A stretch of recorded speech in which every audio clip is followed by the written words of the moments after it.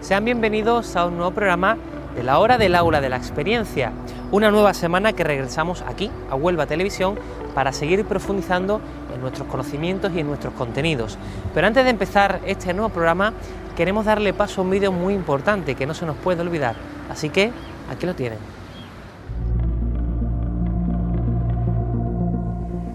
Lo primero deciros que tenemos que encender nuestro ordenador. Nos aparecerá la pantalla con nuestro fondo de escritorio y nuestras carpetas. Nosotros vamos a clicar en el navegador que normalmente utilizamos.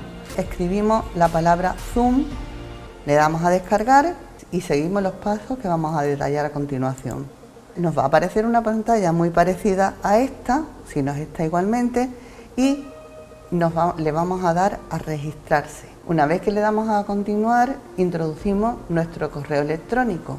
Como ya sabéis, desde el aula siempre os recomendamos el correo de Gmail, no por nada, sino porque cuando vamos a enviaros a lo mejor cualquier tipo masivo de correo, los Hotmail suelen devolverlo. Iniciamos la sesión con nuestra cuenta. Nos va a llegar un mensaje de SMS a nuestro teléfono, ¿vale?, diciéndonos que nos van a mandar un código de verificación al teléfono móvil. Una vez que les damos a enviar, nos ha llegado un código que empieza por G y tiene 6 dígitos, y esos 6 dígitos los escribimos en ese recuadro que nos sale. En este recuadro vamos a poner la identificación que nos han enviado a nuestro correo, y la cual, pinchando el vínculo, si lo tenéis directamente, va a aparecer en la clase, ¿vale? Simplemente pinchando en este apartado, ¿vale?, nos aparecería la reunión.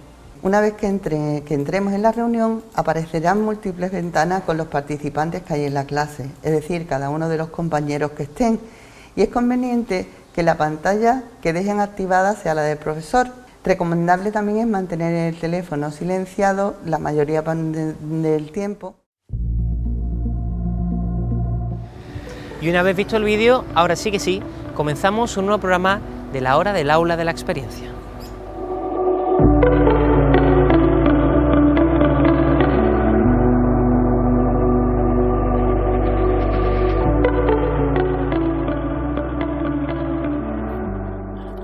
Hola, soy Javier Jiménez Nieva, profesor del Departamento de Ciencias Integradas de la Universidad de Huelva, y el tema que vamos a ver hoy lo he titulado Los hongos, la biodiversidad olvidada.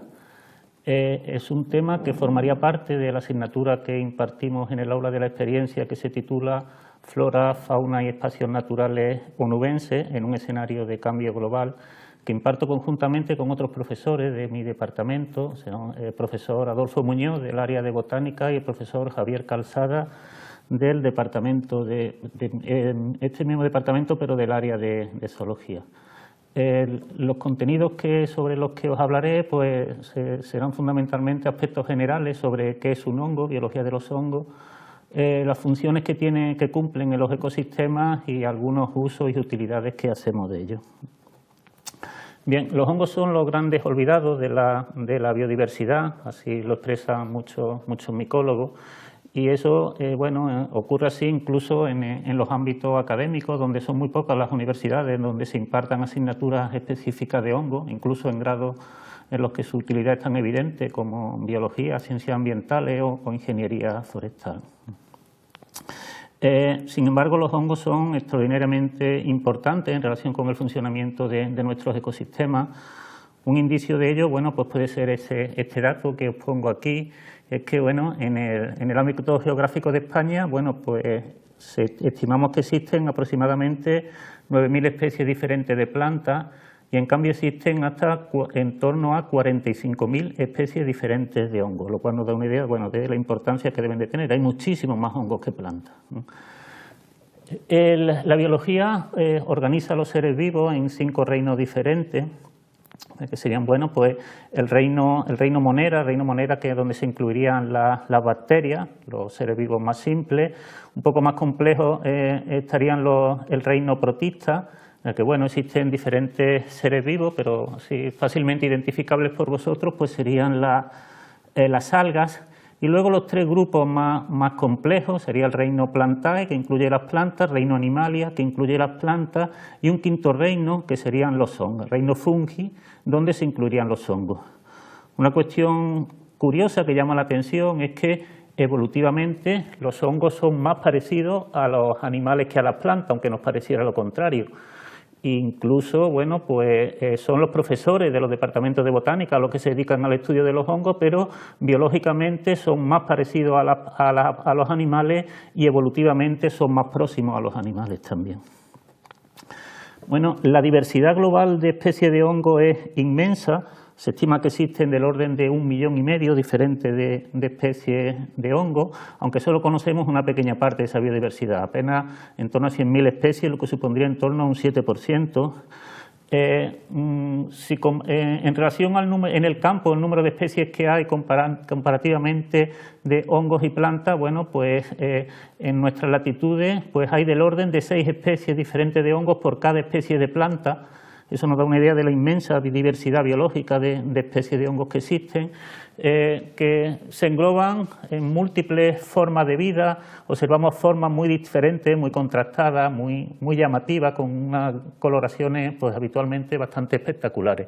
Más allá del típico hongo con su sombrerillo y su pie, como estos 2 que veis a la izquierda. Pero una primera cuestión que conviene que resolvamos es: ¿es lo mismo un hongo que una seta? Eso que vemos ahí, ¿que son hongos o setas? Bueno, lo que vemos ahí, un hongo no es exactamente igual, no es exactamente lo mismo que una seta.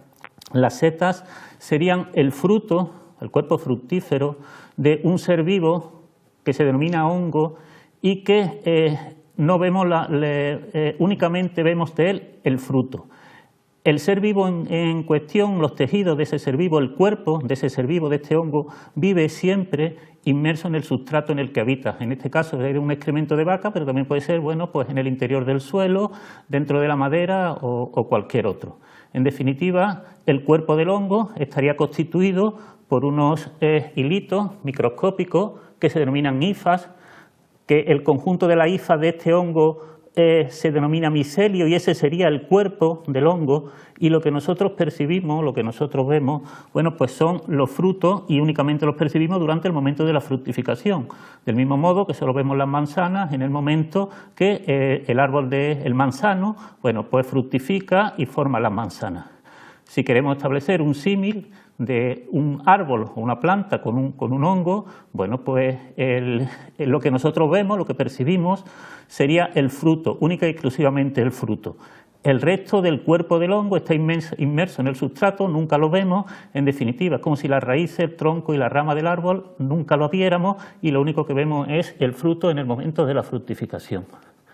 Igual que en los vegetales, en el interior de este fruto se forman lo que se conocen como las esporas. Las esporas serían las estructuras equivalentes a las semillas de las plantas, que son las implicadas en la dispersión de estos organismos. Estas semillas son microscópicas, estas semillas no, este equivalente a semillas, estas esporas son microscópicas y son dispersadas fundamentalmente por el viento. Sin embargo, el viento no es el único mecanismo dispersor de las semillas. Hay muchas setas o carpóforos, que son términos sinónimos equivalentes, seta y carpóforo, unas veces me saldrá una palabra y otras otra. Bueno, pues muchas de estas setas presentan aromas muy intensos, bueno, como este níscalo que sale en la foto principal, o el Clitosibe odora con un intenso olor a anís, o el Cufofillo ruso-coreáceo, este que sale a la izquierda, que es uno de los aromas más intensos y para mi gusto más agradables de la naturaleza. Estos olores, bueno, pues tienen como función atraer a la fauna, pues yo qué sé, ratones, conejos, corzos, ciervos, jabalíes, etcétera, etcétera, que se sienten atraídos por estos olores, ingieren la seta y con la seta pues se comen también las esporas que se forman en su interior y cuando defecan, en sus movimientos por los ecosistemas, bueno, pues lo que hacen es que están dispersando las esporas de estos hongos. una otra modalidad de dispersión de esporas basada en la atracción en base a olores que hacen los hongos, es esta que presentan estas setas que os presento aquí, con estas formas tan raras y tan curiosas, que en este caso no tienen olores agradables, sino todo lo desagradable, huelen a putrefacción y atraen a moscas y a avispas que se sienten atraídos por estos olores. Vienen, comen en estas setas, comen esporas, comen setas y se llevan las esporas no solo en el interior de su digestivo, sino que también estas esporas, que son pegajosas, quedarían adheridas a las alas, las patitas, los cuerpos y al final, bueno, pues otro mecanismo de dispersión de las esporas. Las setas también tienen una función más allá de la producción de esporas, que consiste en realizar intercambios entre el micelio que vive inmerso en el sustrato y el exterior. Habitualmente pues consiste en la eliminación del exceso de humedad, por ejemplo, en estas setas que habitan en la madera para facilitar la digestión de la madera, o la liberación del exceso de humedad en el suelo, pues para favorecer la oxigenación del suelo y así, bueno, pues generar un ambiente más amable para el hongo. Entonces, en definitiva, tenemos unos seres vivos que están constituidos por un cuerpo vegetativo, un micelio vegetativo, que es el que está implicado en la alimentación, que nunca vemos, que tiene ese aspecto que muestra ahí, de un aspecto algodonoso y blanco, que lo vemos pues porque he levantado la piña en la que está descomponiendo ese hongo, si no, no la veríamos, eso estaría apoyado, la piña estaría tapando el micelio, y un micelio reproductor, que es la seta, que bueno, pues que está implicada fundamentalmente en la reproducción. Los hongos tienen una modalidad de nutrición peculiar, son heterótrofos, es decir, igual que nosotros, necesitan ingerir materia orgánica para alimentarse, a diferencia de las plantas, los vegetales generan su propia materia orgánica, pero son heterótrofos por absorción, es decir, ellos vierten los enzimas digestivos al exterior, al medio, ocurre una digestión exterior de esta materia orgánica, y los nutrientes que se liberan como consecuencia de esta digestión, que ocurre, insisto, fuera del cuerpo de los hongos, ahora serían absorbidos por el hongo. A diferencia del resto de los animales somos heterótrofos, pero por ingestión. Ingerimos la materia orgánica que nos alimenta, la digerimos en el interior de nuestros cuerpos y absorbemos los nutrientes minerales que se producen como consecuencia de la digestión.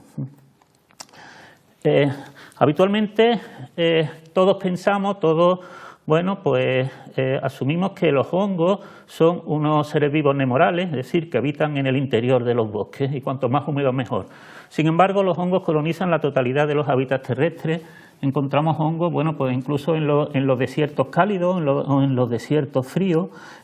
Abajo, en esta imagen, bueno, pues tenéis algunas especies de hongos que crecen en hábitats pues muy particulares, y allí los tenemos. Pues la seta de la derecha es una seta que crece todos los años en el interior de nuestra facultad en ciencias experimentales, o el hongo de la izquierda, el Agaricus aridicola que es una seta típica de dunas y que podréis observar muy fácilmente cuando visitáis las dunas de Huelva. Es bastante común esta planta. Incluso existen hongos que son acuáticos, que viven en ríos, en lagos o incluso en los océanos. Los ecólogos organizamos los hongos en 3 grandes grupos funcionales en relación a cuál es su forma de alimentación. Existen hongos parásitos, es decir, que se alimentan de los jugos de otros seres vivos. Por ejemplo, en la imagen principal, la imagen grande que tenéis ahí, esos troncos con ese aspecto negro de tronco carbonizado, de rama carbonizado, que parece que ha ardido. No ha ardido. Eso es un hongo, ese es el cuerpo fructífero, la seta de un hongo, Oromycium ericae, lo tenéis en detalle arriba a la izquierda. Probablemente lo habéis observado muchas veces cuando salís en vuestros paseos por el campo, pero no lo identificáis como un hongo. Es un hongo relativamente común en brezos y en otros arbustos mediterráneos. Otro grupo de hongos, bueno, pues son lo que denominamos hongos micorrízicos, ya hablaremos de ellos. Son órganos simbióticos que establecen relaciones de beneficio mutuo con las plantas. Y por último, pues los hongos descomponedores o los hongos saprófitos. Empezaremos hablando de esto de los hongos descomponedores. Los hongos descomponedores, bueno, pues se alimentan digiriendo la materia orgánica muerta, fundamentalmente vegetal. ¿Pero por qué es importante la acción de estos organismos descomponedores? Bueno, pues fundamental en relación con la biología de las plantas, bueno, porque son los responsables del reciclado de los nutrientes minerales, que es, bueno, pues esencial para la vida de las plantas. Hemos dicho que la digestión de la materia orgánica que hacen los hongos es una digestión externa, es decir, vierten los enzimas al medio, se produce la digestión de esta materia orgánica. En esta digestión lo que está ocurriendo es que los nutrientes minerales que están contenidos pues, en los restos vegetales que se están descomponiendo son vertidos al suelo y una vez que este proceso ha ocurrido, ahora los hongos absorberían estos nutrientes minerales, pero no absorben la totalidad de los nutrientes minerales, no tienen capacidad para absorber todos los nutrientes que están descomponiendo. Estos nutrientes, entonces, pues quedarían en el suelo a disposición de las plantas y son, bueno, pues el sistema de abonado natural que existe en nuestros ecosistemas para las plantas. Es un sistema de reciclado de los nutrientes. Desde otra perspectiva, esta función es fundamental, pues porque sin la acción de los hongos, pues la tierra quedaría absolutamente cubierta por multitudes de restos vegetales que son resistentes a la descomposición bacteriana, y la tierra sería algo así como un inmenso vertedero de restos orgánicos vegetales parcialmente descompuestos. Una función bastante importante que tienen el micelio de estos hongos descomponedores es que funciona como una red que atrapa los restos orgánicos que persisten en el suelo y de esta forma, bueno, pues permite que los restos de hojarasca, ramitas, excrementos, pequeños cadáveres, etcétera, etcétera, pues permanezcan en su mismo sitio, no sea arrastrada por el agua de lluvia y de esta forma pues evita la erosión y en consecuencia pues evita el empobrecimiento en nutrientes minerales del suelo. Aunque nos pueda parecer raro, después de los incendios se pueden producir floraciones masivas de hongos, como es el caso de esta imagen que tenéis aquí, tomada pues pocos meses después de ocurrido el incendio, bueno, pues en un bosque de pinos cualquiera de nuestro entorno geográfico de Huelva. Se pueden producir, como veis, floraciones masivas de diferentes especies. Ahí tenéis 3 especies muy características de estas circunstancias. Algunas de estas especies, como justamente estas que os pongo aquí, se conocen como hongos pirófilos, hongos que les gusta del fuego, porque solo crecen después de los incendios. De hecho, para que germinen las esporas de estos hongos es preciso que se quemen, es preciso que sean quemadas. Solo germinarán si ha ocurrido un fuego, si han estado sometidas al fuego y bajo esas circunstancias y cuando hay unos niveles de humedad pues que son suficientes y apropiados, pues germinan y pueden germinar de una forma masiva, como hoy veis. Después de los incendios también se ven favorecidas fructificaciones de hongos que se alimentan de madera, hongos ligníticos como esos que salen aquí, aunque estos habitualmente no son estrictamente pirófilos, son hongos que habitan y consumen madera tanto en ecosistemas quemados como no quemados. Podéis imaginar que la función ecológica de estos seres vivos es muy importante pues porque aceleran y facilitan la mineralización de los restos orgánicos que están parcialmente calcinados o muertos en los ecosistemas, ayudando así al reciclado de los nutrientes y a una regeneración, ayudando a la regeneración de la vegetación. Un elemento vegetal que es consumido de forma bueno, pues generalizada por los hongos también, pero que es muy peculiar, es la madera. La madera es una materia compleja de digerir, pues porque está llena de sustancias que están diseñadas para dificultar la actividad de los organismos descomponedores. Hay que decir aquí que hay grandes diferencias en relación con las características de la madera, de forma que, bueno, pues la madera de las coníferas, pinos, abetos, etcétera, tiene una sustancia inhibidora de estos descomponedores que son diferentes de las sustancias que están presentes en la madera de los árboles planifolios, como por ejemplo nuestras encinas, alcornoques, robles, etcétera. Y por ello es común, lo más característico es que existen unas especies de hongos que están especializadas en madera de conífera y solo atacan madera de conífera, en tanto que otros atacan únicamente madera de planifolio. Son pocas las especies que consiguen atacar ambos tipos de árboles. Otra peculiaridad de la madera que dificulta la acción de los hongos es que está constituida por células muertas y en consecuencia es un alimento nutricionalmente muy pobre. Esto es un hándicap importante para la biología de los hongos, pero que se resuelve, muchas especies la resuelven o suplen esta carencia de nutrientes, bueno, pues convirtiéndose en hongos carnívoros. Son auténticos hongos carnívoros que consiguen, además de digerir la madera, complementan su dieta pues capturando y matando bacterias y pequeños organismos de los que viven en el interior de la madera. Los atrapan con sus hifas, en las imágenes en blanco y negro que veis abajo, pues veis hifas de hongos que están capturando y matarán y se alimentarán, pues a la derecha una bacteria y a la izquierda un nemátodo, algunos de los pequeños seres vivos que habitan y son muy abundantes en el interior de la madera. Una imagen que todos tenéis también cuando salís al campo y paseáis es esta de aquí, la presencia de grandes árboles viejos y que están huecos. Bueno, una primera idea que me gustaría exponeros aquí en relación con todo esto es que hay un grupo de hongos que viven en el interior de los árboles como endófitos. Endófitos significa que viven dentro de los árboles, pero además que se ayudan mutuamente, una relación de beneficio mutuo entre el árbol y el hongo. El hongo, bueno, pues fabrica vitaminas, hormonas de crecimiento, sustancias defensivas para el árbol y el árbol pues nutre al hongo. Pero cuando el árbol envejece y comienza el deterioro vital, bueno, pues ese mismo hongo que ha estado ayudando al árbol se convierte ahora en un hongo xilófago, es decir, un hongo que come la madera, un hongo que va a atacar y que va a destruir a ese árbol. Ha cambiado totalmente la relación con el tronco. Pues bien, algunas interpretaciones ecológicas de estos huecos, de estos árboles huecos que vemos, pues sería que los árboles, en este caso, usarían a los hongos como descomponedores que le facilitarían eliminar la madera muerta, que como sabéis está en el centro de los troncos, en los troncos de los árboles, la parte viva estaría en la periferia y el interior, el centro del tronco, es madera muerta. Esta madera muerta es muy rígida, poco flexible y si el árbol se la quita de en medio de alguna manera, pues lo que consigue es ganar flexibilidad y de esta forma, bueno, pues capacidad de resistir frente a los grandes temporales de viento. Otra interpretación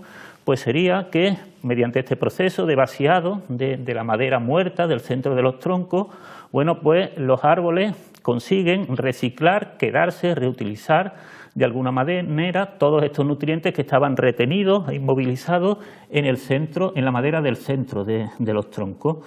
En definitiva, sería un sistema de aumentar la eficiencia en el uso de los nutrientes, es un sistema de reciclado de los nutrientes para el árbol. Bien, otro grupo funcional de hongos pues serían los hongos parásitos. Los hongos pueden parasitar cualquier grupo de ser vivo superior, animales, y tenéis un ejemplo, bueno, pues la tiña, un hongo parásito de los humanos, o incluso pueden parasitar otros hongos o plantas. Todos los que, si alguno de vosotros que sería aficionado a recolectar níscalos por nuestros pinares de aquí del entorno de Huelva, bueno, pues probablemente habréis visto una imagen como esta de la izquierda. El hongo de la izquierda es un níscalo, una seta muy abundante en nuestros pinares, y muchas veces notaréis que el níscalo por debajo, en las láminas, no aparecen las láminas, que sería donde se forman las esporas, sino que están sustituidas, esas láminas están sustituidas por una especie de costra blanca. Esa costra blanca es el hongo parásito, en este caso Hypomyces lateritia. Muchas personas desechan estos níscalos parasitados, pero es un error, porque estos hongos parasitados tienen unas mejores características organolépticas que los níscalos no parasitados. Nada que ver con el caso de la derecha, es un hongo parecido, el Hypomyces chrysospermum, otro hongo parásito que parasita los boletus, pero en este caso los boletus sí que quedan absolutamente, bueno, pues inutilizados para su consumo por parte de los humanos. Pero los hongos son los parásitos fundamentales de las plantas, son los más extendidos y destructivos. Se estima que, bueno, pues que a escala mundial destruyen más del 15% de la producción vegetal y que destruye aproximadamente 1/3 de las cosechas del mundo.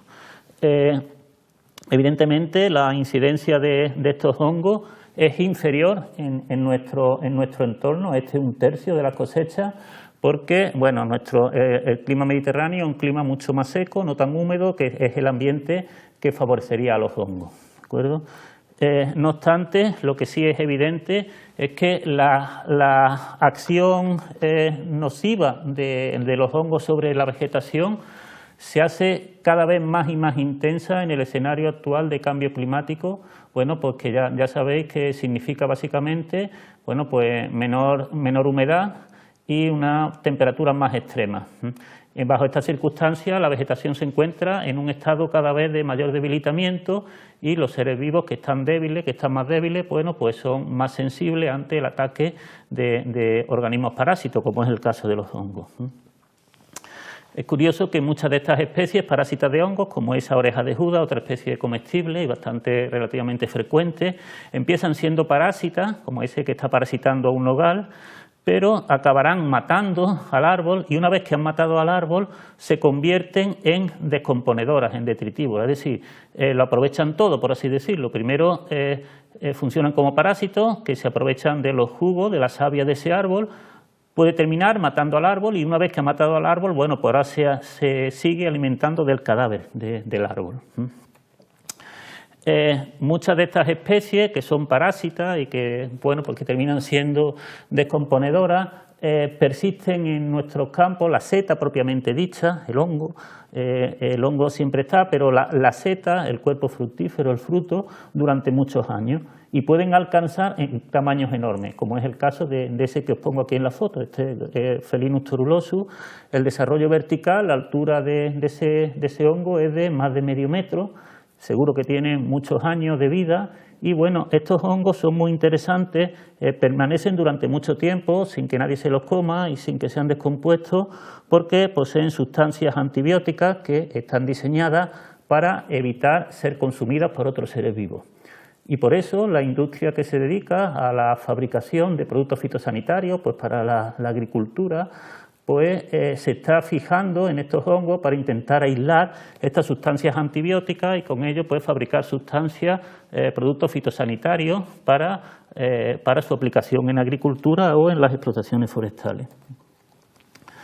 El último tipo de hongos en relación con su forma de vida o su nutrición serían las micorrizas. Las micorrizas es una relación de carácter mutualista, es decir, de beneficio mutuo entre los hongos y los vegetales.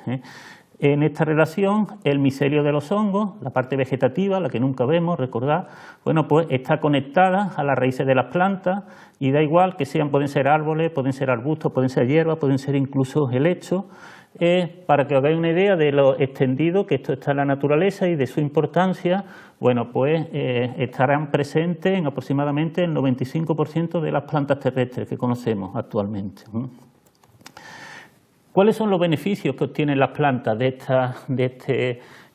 esta relación? Bueno, pues las plantas, como consecuencia de esta interacción con el hongo, incrementan su capacidad para absorber agua, incrementan también su capacidad para absorber nutrientes, fundamentalmente nitrógeno, fósforo y potasio, pero también otros.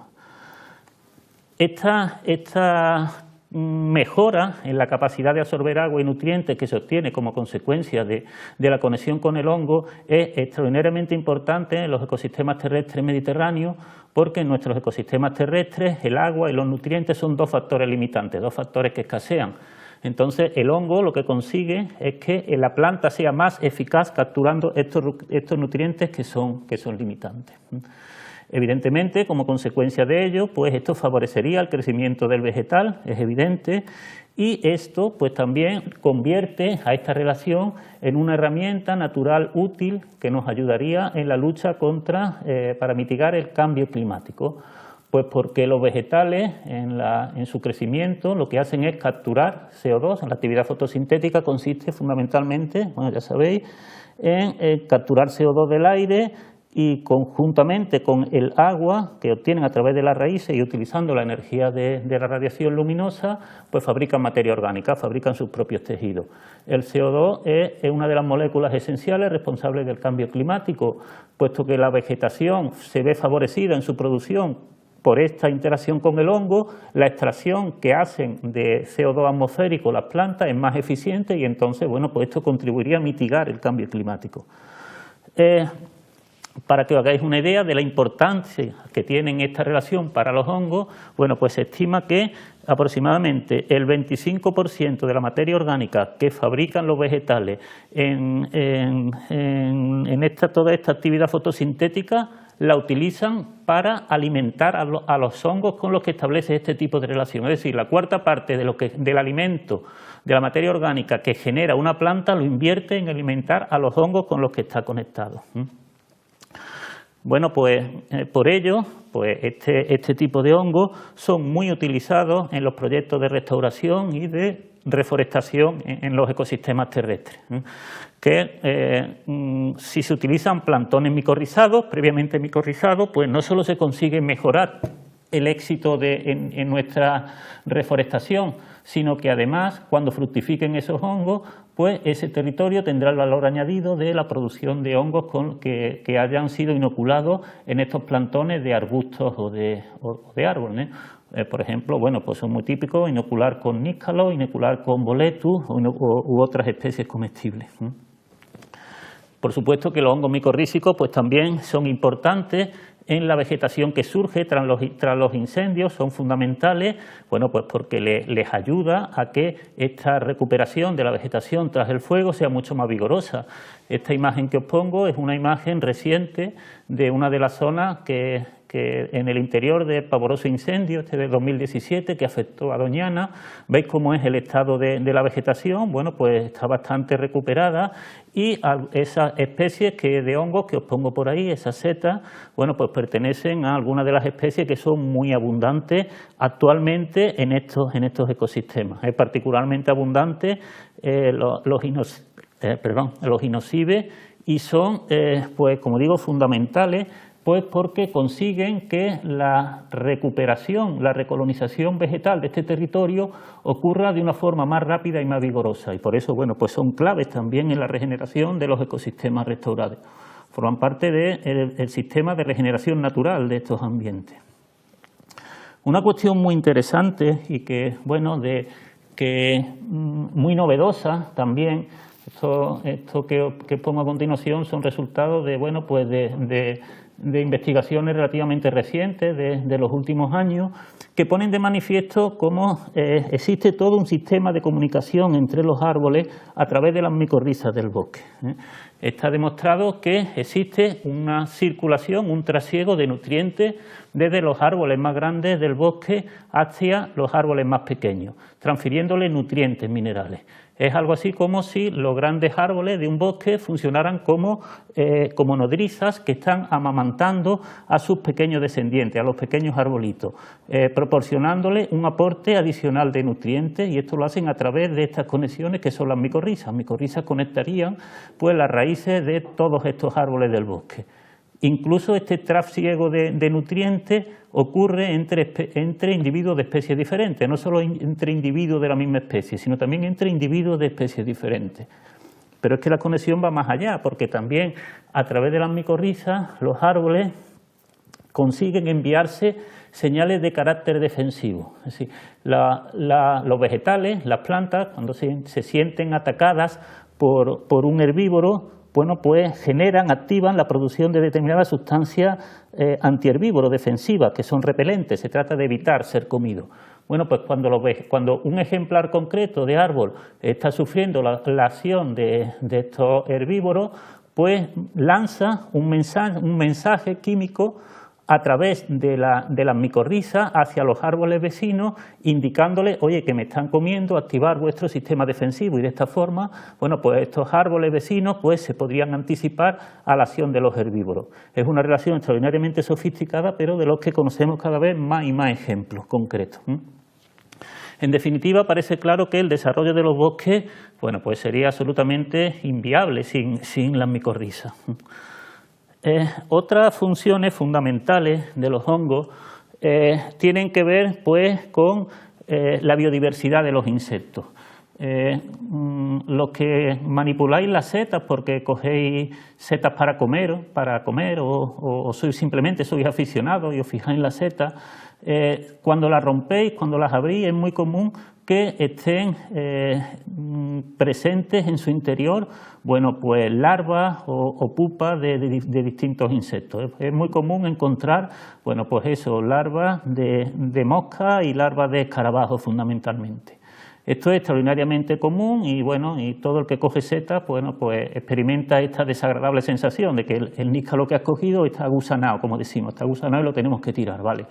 Pero ese hongo, esa seta está cumpliendo una función esencial, porque hay una amplia diversidad de moscas y de escarabajos que ponen los huevos en el interior de estas setas. Estos huevos eclosionarán y la larva se alimentará de la seta, de forma que si no está presente esa seta en el campo, pues es imposible que se culmine el ciclo vital de ese insecto. Es decir, es precisa la presencia de esa especie de seta para que esté presente en el campo esa especie de insecto concreto, que insisto, son multitudes de especies, fundamentalmente de moscas y de escarabajos.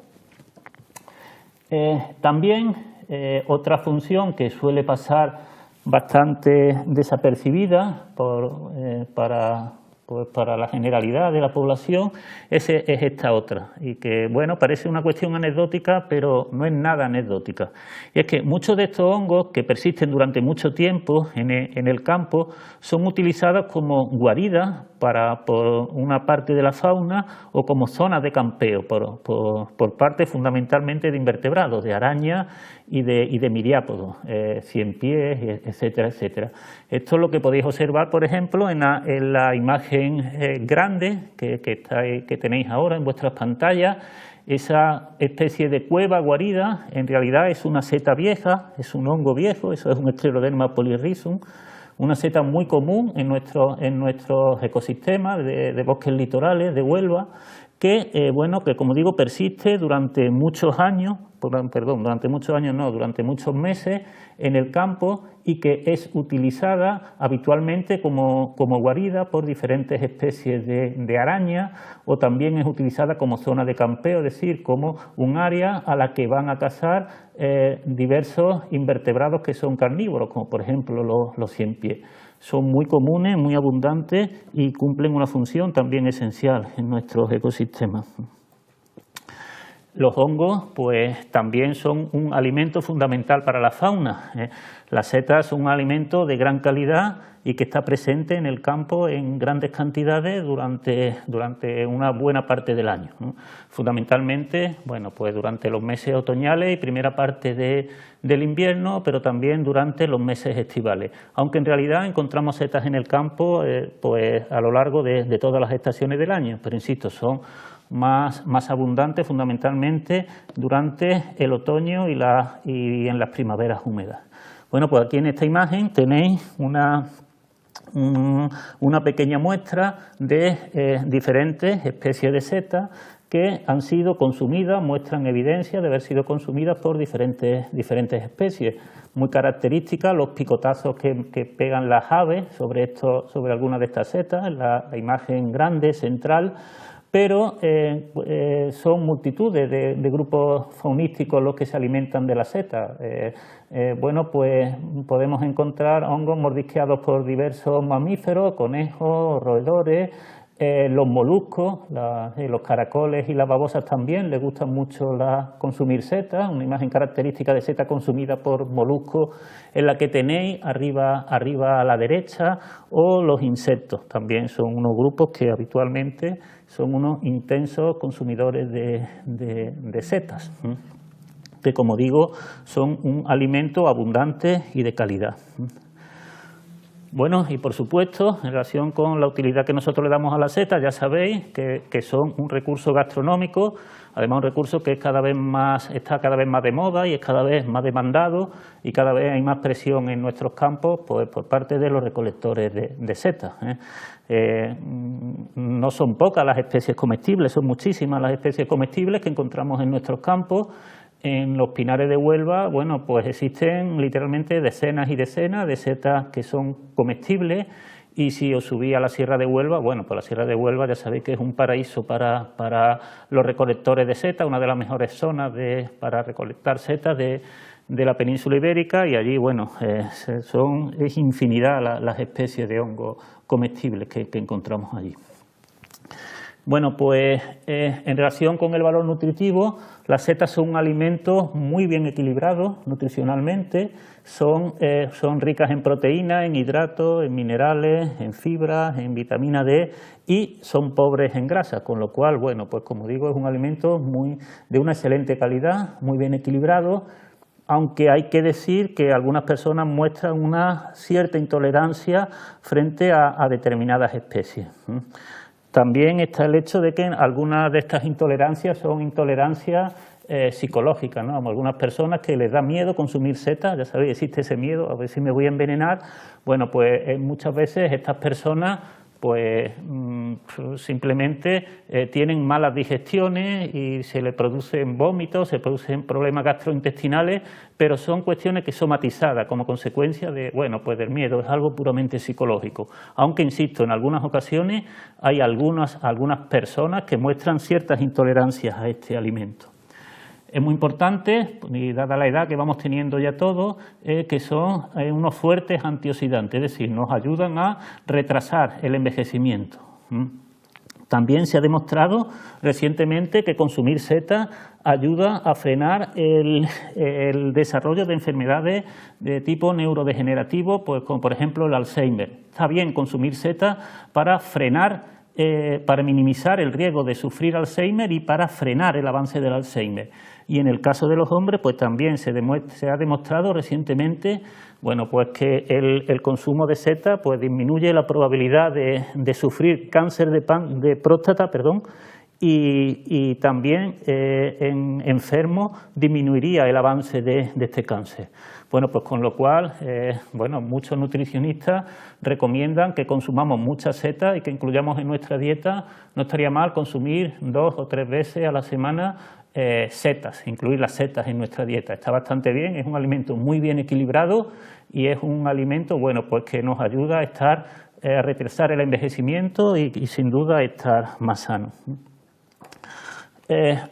Hay algunas especies de setas que son muy interesantes para la industria farmacéutica. Hay especies que son auténticas farmacias en el campo. El caso más espectacular probablemente sea una de las que os pongo aquí, Ganoderma lucidum, que, bueno, fijaros cuántas propiedades medicinales tiene, revitalizante, anticancerígeno, contra la trombosis, hepatitis, nefritis, artritis, asma, etcétera, etcétera. Como digo, es una auténtica farmacopea andante. Este hongo ha sido muy utilizado y sigue siendo muy utilizado por parte de la medicina oriental, hasta el punto de que los japoneses llegaron a extinguirla de sus campos. Era una seta tan apreciada, tan buscada y tan recolectada que llegaron a extinguirla de sus campos.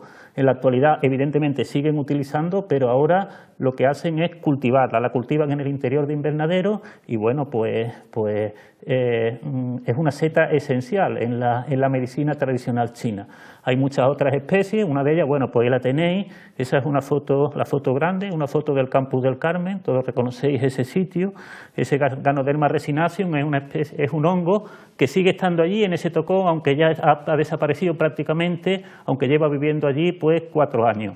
También tiene múltiples aplicaciones medicinales, pero bueno, desde luego no llega al nivel del Ganoderma lucidum.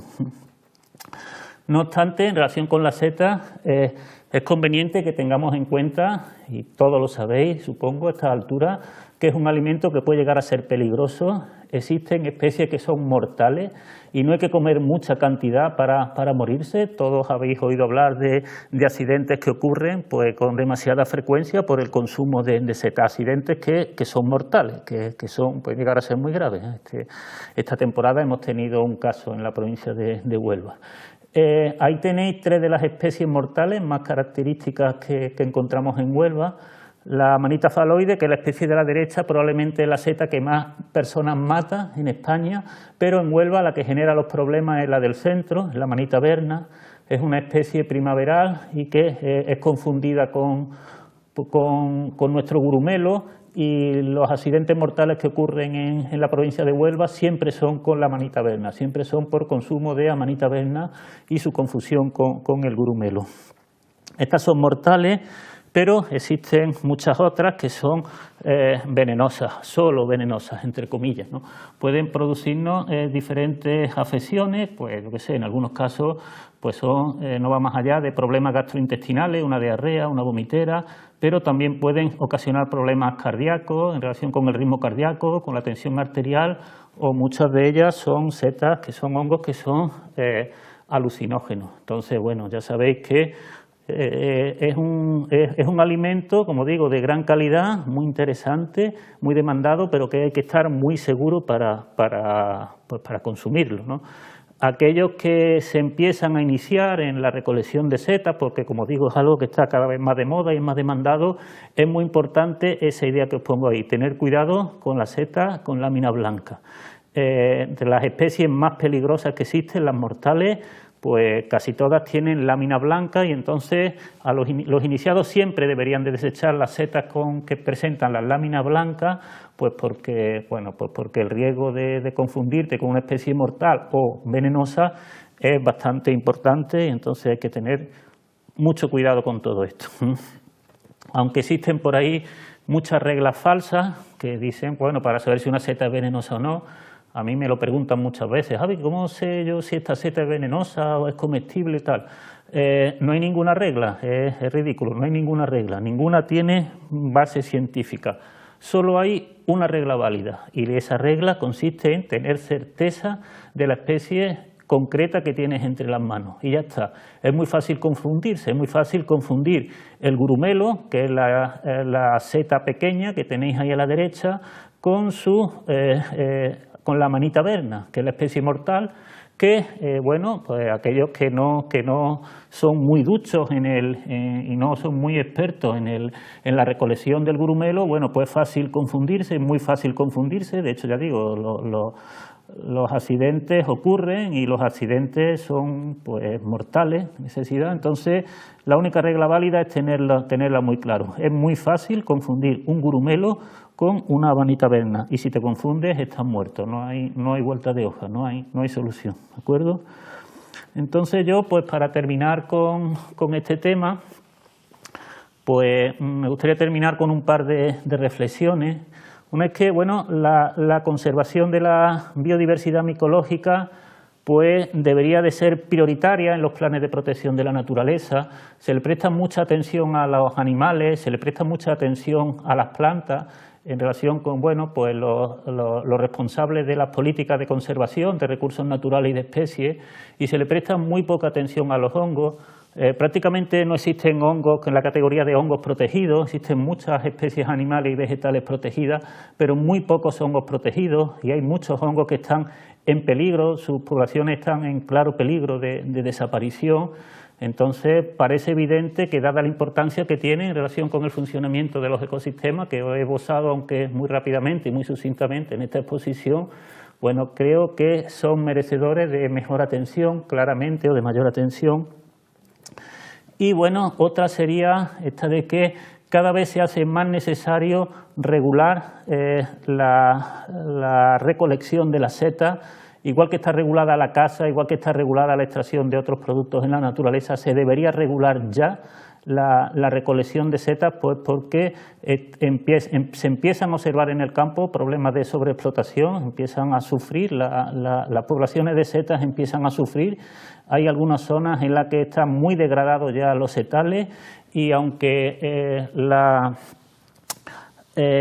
la regulación de la recolección es algo que es cada vez más habitual en la zona norte de la península ibérica, donde hay mucha más tradición setera. Aquí en el sur prácticamente no hay nada hecho todavía, y es algo que yo considero que debería ser prioritario.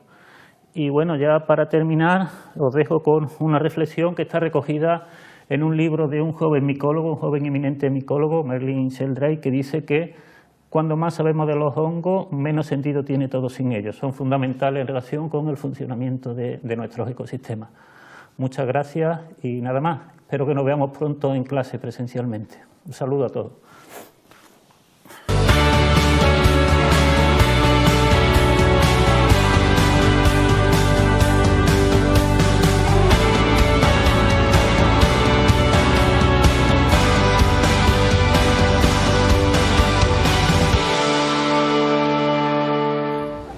Y antes de despedir el programa de hoy, queremos darle paso a otro vídeo importante para nuestros conocimientos y nuestro temario. Aquí lo tienen. Os informamos que actualmente tenemos un plazo extraordinario de matrícula en el segundo cuatrimestre de este curso y estará abierto hasta el 9 de abril de 2021. Las asignaturas para este segundo cuatrimestre son gratuitas llamándonos por teléfono o mandándonos un correo electrónico. Las asignaturas de lunes y miércoles de los grandes espacios mundiales a la provincia de Huelva, Pensar y Sentir Geográficamente, coordinada por el profesor don Jesús Monteagudo López Monchero. Y el horario de esta asignatura será de 6 a 7 y media de la tarde. La asignatura Ícaro, el impacto de las tecnologías de la información, está coordinada por el profesor Francisco José Martínez López. Las asignaturas de martes y jueves de la diosa madre al imperio cristiano, coordinadas por el profesor don Patricio Guinea Díaz, y la asignatura Historia del Arte Contemporáneo, coordinada por el profesor don Juan Prieto Gordillo. Podemos contactar a experiencia1@uhu.es o a través de los teléfonos 959 21 92 47 o 48.